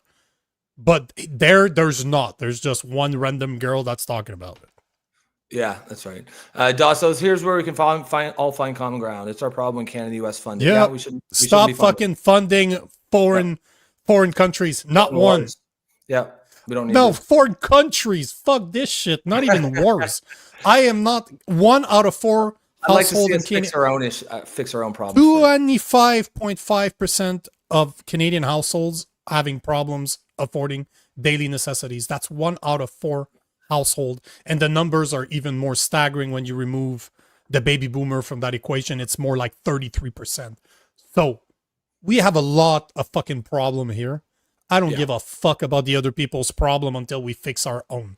Remember the mask analogy on the plane. Put your fucking mask on before you put the one for your kids, because if you don't, you might die trying to save them, and everybody dies. That's my whole take. So fuck your handbook, fuck your foreign wars, keep the money here. There you go. That's my analogy. You stole that from me. Oh, now let's go to the fuckface in chief, Mr. Donald Trump. All right, let's see what he Because does. goddamn, man, his balls, the size of his balls are. Was he just banging them around or what? Oh yeah. So the first one is, this first video is Donald Trump accusing the UN to fund mass immigration, to be responsible for mass immigration. And keep that in mind, guys. He is in New York at the United Nations meetings talking to the members of the UN. You fuckers have been funding mass immigration. That's basically what he's saying. So let's listen to this. Are being ruined. The United Nations is funding an assault on Western countries and their borders. In 2024, the UN budgeted $372 million in cash assistance to support an estimated 624,000 migrants journeying into the United States. Think of that. The UN is supporting people that are illegally coming into the United States, and then we have to get them out. The UN also provided food, shelter, transportation, and debit cards to illegal aliens. Can you believe that? On the way to infiltrate our southern border. Millions of people came through that southern border. Just a year ago, millions and millions of people were pouring in, 25 million altogether over the 4 years of the incompetent Biden administration. And now we have it stopped, totally stopped. Your country's... So hold on, that's one. Here is another one where the first 30 seconds they're gonna overlap is because the next video is kind of cut weird, but he goes a bit further. I will go forward. So we recognize them people not being happy anymore because they know they can't get through. They're not happy. But what took place is totally unacceptable. The UN is supposed to stop invasions, not create them, and not finance them. In the United States, we reject the idea that mass numbers of people from foreign lands can be permitted to travel halfway around the world, trample our borders, violate our sovereignty, cause unmitigated crime, and deplete our social safety net. We have reasserted that America belongs to the American people, and I encourage all countries to take their own stand in defense of their citizens as well. Wow. You have to do that because I see it. I'm not mentioning names. I see it, and I can call every single one of them out. You're destroying your countries. They're being destroyed. Europe is in serious trouble. They've been invaded by a force of illegal aliens like nobody's ever seen before. Illegal. Can you imagine a U.S. president at the UN saying this? And you know what, man? It's honestly like... I agree with every single fucking word he said. Every single one of them. It's a shame that he's kind of the buffoonish guy because it allows so many people to roll their eyes. But imagine a serious president saying this, because some of this stuff it needs to be said. It's especially like in Europe, like they're being destroyed demographically. There's the country is being turned upside down, or the continent overnight. And it isn't like, if you look at charts of immigration on every single Western country, they'll like around 2015 started to go up a little bit, but then 2020, every single country shot way up. It was like this giant policy that got put in the back door through every single Western nation, America, Canada, UK, Australia, Germany, France, every single one, all instituted this policy the exact same year, with no buy-in by the citizens, mind you. Nobody ran an election on this, on just unchecked open borders migration.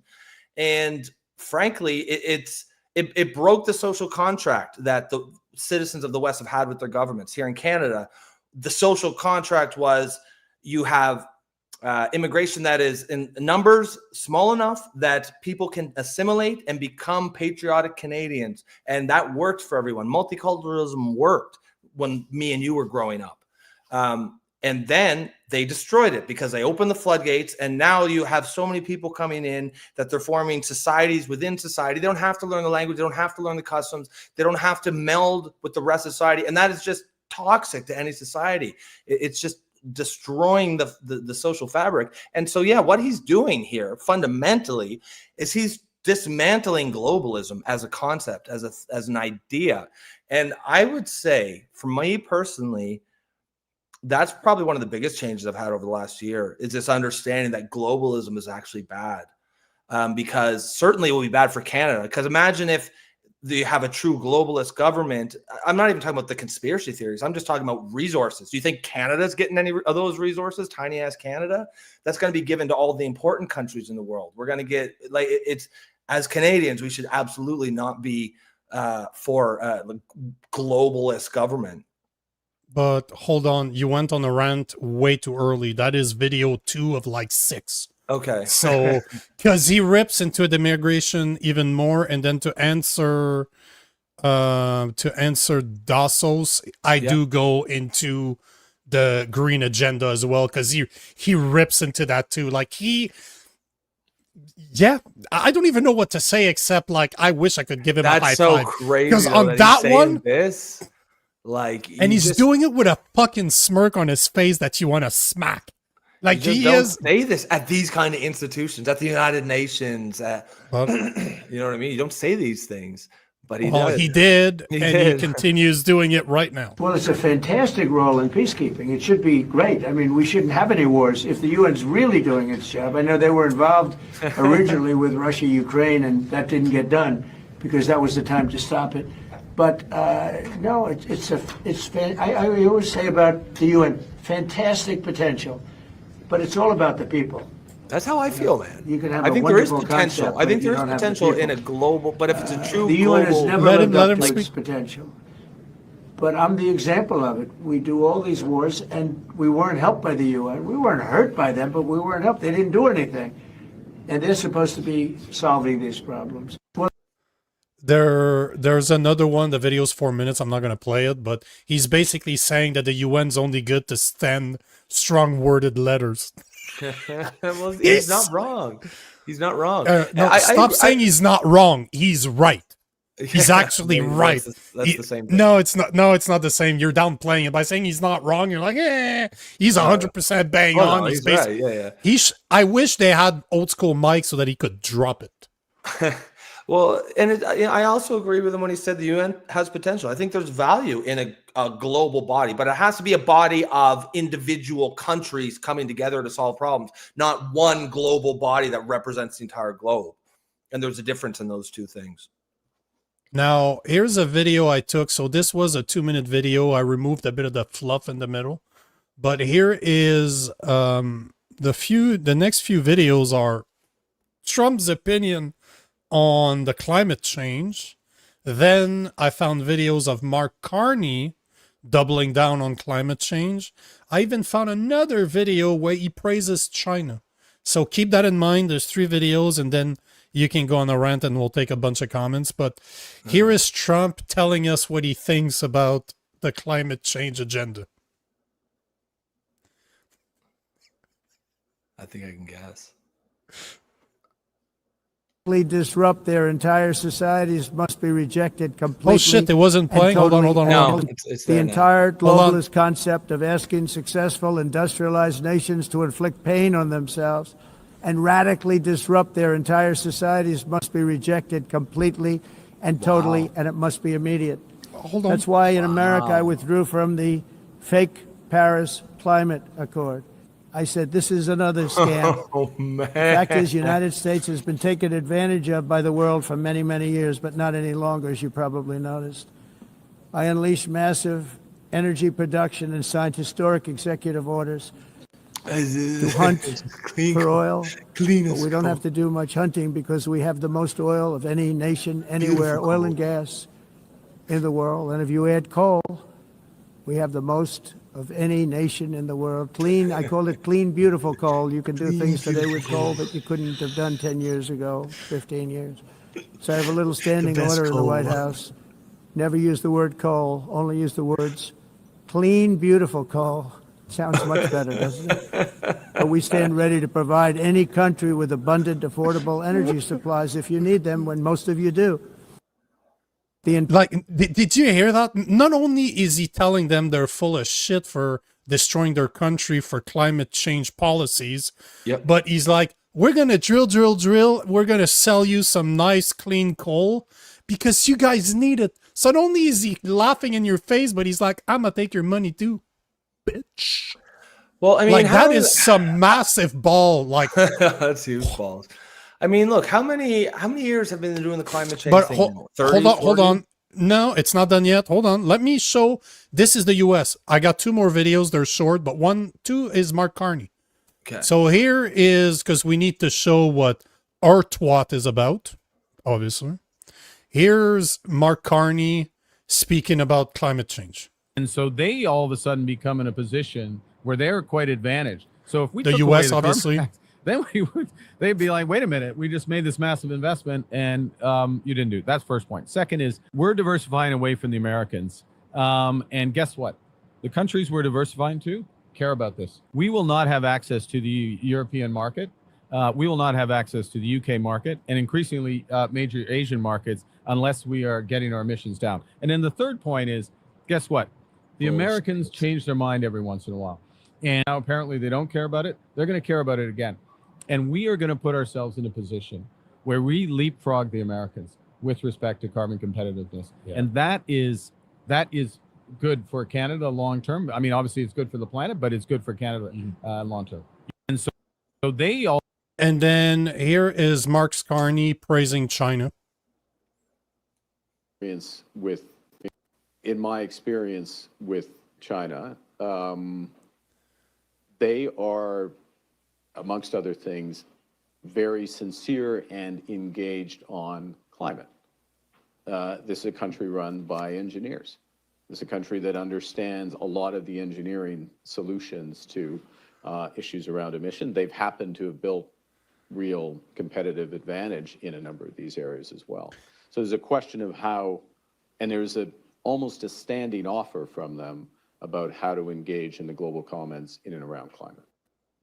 So basically, I'm just going to resume that and then you can go all you want. Basically, Trump is saying, fuck you with your green agenda. We're going to drill and we're going to sell you some nice, clean, beautiful coal. Beautiful coal. That's the U.S. The best beautiful coal. Beautiful basically, coal. Big, beautiful coal. Clean, beautiful coal. He's going to take advantage of the natural resources that the U.S. have to become an even bigger energy superpower. What a wild concept. Why don't we do something like that? We have a lot then of you have, and I would agree, I would argue that we do more than the U.S. Then you have Carney that's saying, oh, we've done so much investment into green policies that we cannot stop them now. Plus, we will never be able to do business because we're diversifying from the U.S., and we're going to start investing more with the UK, with the EU, with China. Okay. Numbers. The EU just signed a fucking deal worth something like $800 billion. Like, it was stupid the amount of money that they signed one of the biggest deals ever made energy-wise with the US. The US clearly just told you they don't give a fuck about emissions. And you know what the numbers are for China? They're responsible for 32 to 35% of the world emission right now. You know what the number is in Canada? Arguably between 1.5 to 2%, where depending where you see it.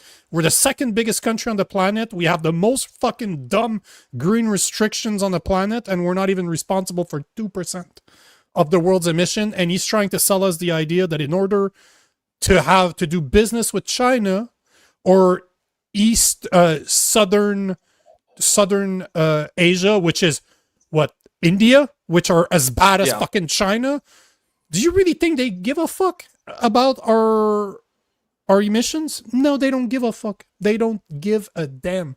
And it's funny because all the countries that he's talking about, they already signed a deal on tariff with the US. which we don't have a deal with the US right now, but all those countries do. Even the countries that he's talking we should do business with. Absolutely fucking idiotic. Absolutely fucking idiotic. But here's where we are.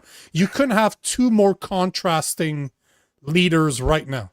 Like, they are the complete opposite on the globalists, obviously. Mark Carney is a massive globalist, and climate change. And it's funny, like, to my eye, because I see the trend as going against all that stuff. In my eye, the Carney-style globalist, he already looks like an obsolete dinosaur. You know what I mean? Like, he already looks like, bro, that was yesterday, man. Like, because I really think that the push for the next 10, and we're talking long-term cyclical geopolitical and cultural trends. Like 10, 20, 30 years, I think the big push, the way that most people understand that there's been a strong push towards globalization and globalism over the last 20, 30 years, I think we're going to noticeably see a large push away from that towards more just nationalism has a sort of a bad, they've kind of like, it's got a bad connotation just because the way it's used so many times in the media and stuff. Yeah, but because it's only white people that are nationalists. Yeah, right? So I'm just talking about in the pure definitional form, someone who just, like, people who just think mostly for their country, their nation, and then, not necessarily as a global citizen. Because I think for the last 20 years, we've kind of been trained to think of ourselves as global citizens. That's how I've thought of myself, honestly, until of course. pretty recently. I think we're going to see a trend away from that over the next 20, 30 years. But yeah, because when I listen to Trump speak, I'm like, this sounds new and exciting.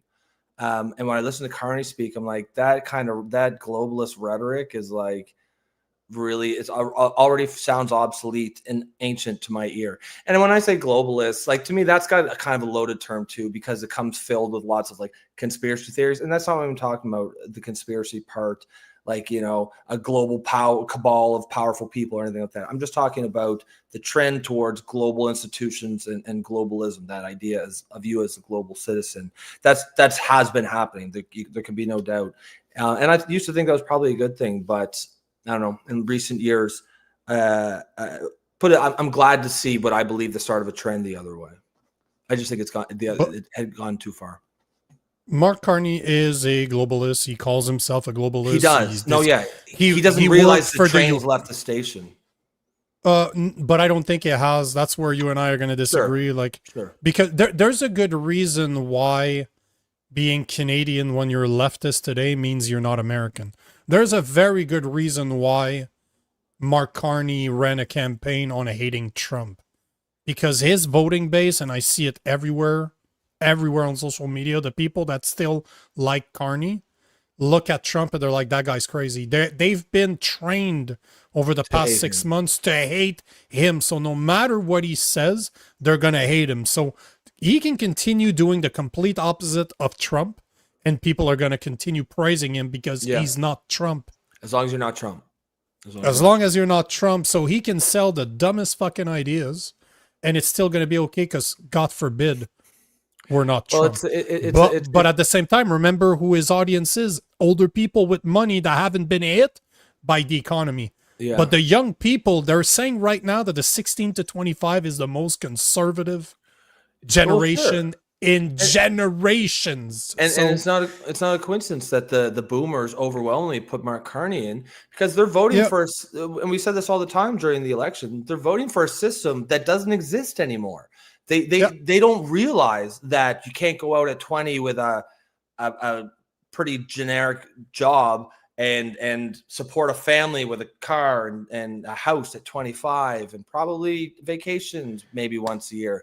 That life is long gone. That dream is long gone. That system is gone. And the boomers still think it exists because they're sitting in their two homes valued at $1 million each that they bought 20 years ago for $150,000. And they're thinking they're geniuses and they're all millionaires now, and the system works for them, but it doesn't work for people who are 40 and 45 and younger.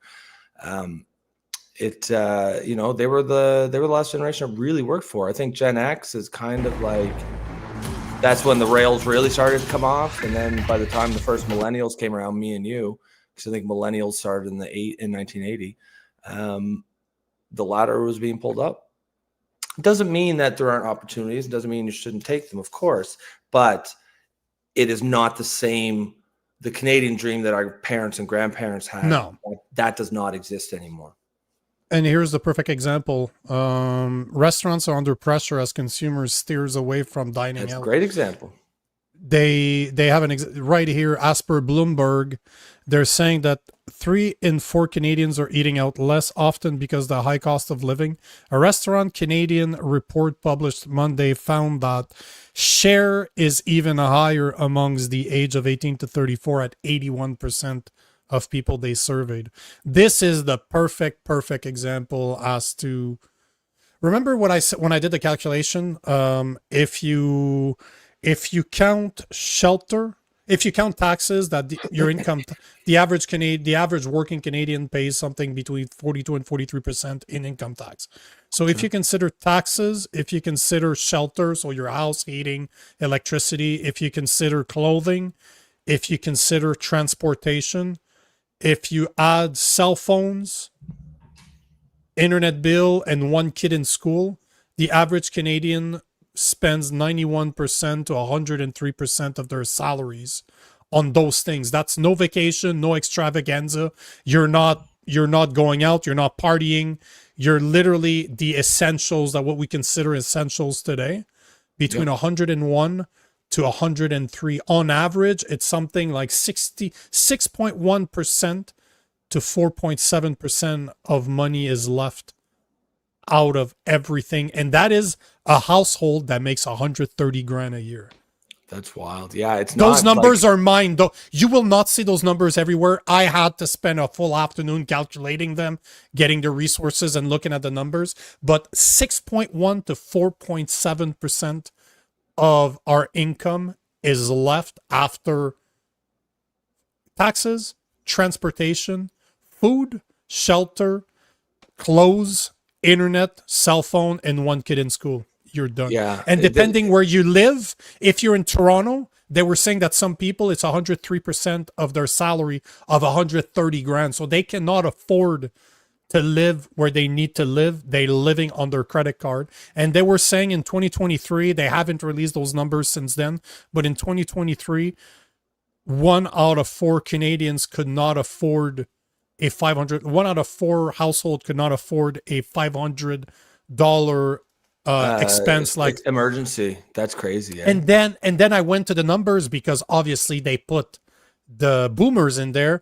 The boomers were 19%. So if I redid the calculation, I removed the boomers, it's between 33 and 35%. So that's 1 out of 3 Canadian that is not a boomer, 1 out of 3 household that is not boomers cannot afford a non-predicted $500 expense. That's crazy. Right now. Like the Canadian dream is not the same as it was. It doesn't exist anymore. No, not for the average person. No. Wise guy says, Rob, I bought my home for 45 grand and sold it 15 years for 280 grand. I'm a boomer, so you're right on. Yeah, that's what I mean. So I just quickly calculated. That's 622% growth, and that's why people So now people getting fucked 2 times over, because people who are buying homes now, they're paying these exorbitant prices. But I don't think anybody thinks prices are going to go up another 600% in 15 years. No, they're going to drop soon. Yeah. No, they're going to start going down. I think so too. They're going to start going down. It's a buyer's market right now, pretty much across Canada. So. Yeah. So people buy a $400,000 home is pretty standard these days, depending on where you live. If no one thinks that's going to be $2.4 million in 15 years. So the people who are kind of in that 30, 20 to 40 age group, we kind of got fucked both ways, right? Because we got these crazy high prices, but now we're terrified to buy because we know the price is going to be lower in 5 years.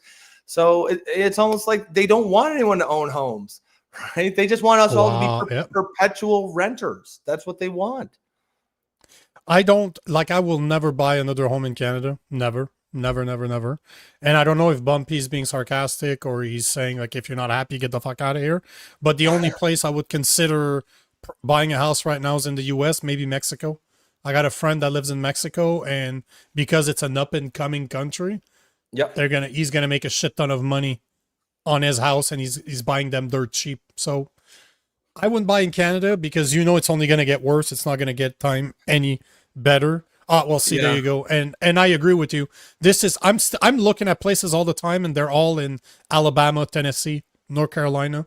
That's where I would move if it was 100% up to me. So, the prices down there, man, people would be blown away how cheap crazy, housing is. Oh, brother, there was a house in a small town where we go often. We spend our winters down there. It was $280,000. So you're probably looking at like 350. Give or take Canadian, 350, maybe 400,000. Okay. You're looking at 2,500 square feet. I wouldn't have redone anything, and I'm a fucking crazy person when it comes to that, on a couple acres with a massive garage in the background. And this is in the city. It's not even 15 minutes away from the city. It's directly in the city. So I found some houses, bro, with 5-10 acres just on the edge of the city with forests in the back, probably 2,000, 3,000 square feet. 2 stories, basement, 4 bedroom, 2 bath, 400 grand, 350 grand American. So you're paying 450 Canadian, give or take. Yeah, that's not like Jesus. Bumpy makes a good point. He says in America you can buy a proper family home for $200K. Incredible housing market. Oh, yeah. Actually, I just 100%. realized. I mean, 100%. I never hear about a housing crisis in America the way I hear. Like I hear about Australia. Australia is even worse than Canada. Like unaffordability. Europe, like the UK, is super high, but America, you never hear it. That they're like in any sort of affordability crisis. Yeah, 60 grand for a place. It's just Canada. There's places there's places in South America you can buy right on the water. You're gonna pay 60, 80 grand for a nice place, like a nice condo that you don't have to worry about it getting robbed when you're not around because it's all secured area. It's a secured building. So, oh no, bro, it's Canada that's really screwed. But you need to be ready to move somewhere else, and most people are not comfortable doing that, right? It's not in their nature.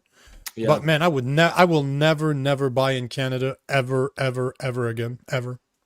Ever. Never ever. Wise guy says they're already going down in Ontario. Yep. Yeah, like condo prices are really dropping hard, and usually I think Toronto condo market tends to set the tone for the national housing market.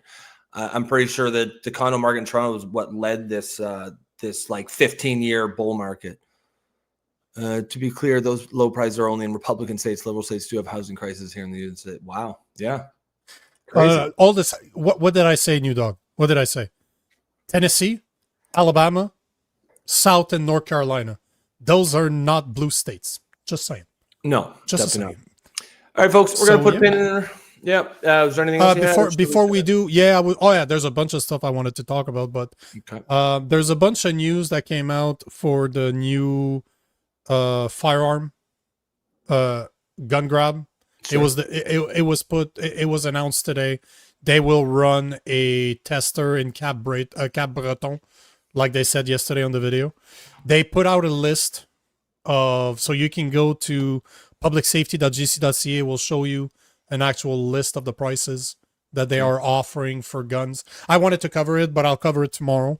It'll still be relevant tomorrow. That's it. That's all I got. All right, guys. If you are new to the show, or even if you're not, please consider joining and becoming a member for the low price of $2.99. Just quickly, Devil's Due, did you cover the leaked audio? That was yesterday's episode. We're in advance, brother. Yeah, we're always a day in advance of people. Future. We're in the future, brother. You're in yesterday. But yeah, it did play. It did play at the beginning of this episode because Nico dropped the ball. He made a newbie mistake and forgot. Oh yeah, right. Forgot to change the intro video. Oops. But yeah, guys, if you want to buy us a coffee or support the show or become a member, please consider doing that. But most importantly, make sure you come back tomorrow. Same time, same place, 8 p.m. Eastern, 8 p.m. 7, 8 p.m. Eastern time. Right. 9 p.m. We'll see you tomorrow, guys. Peace.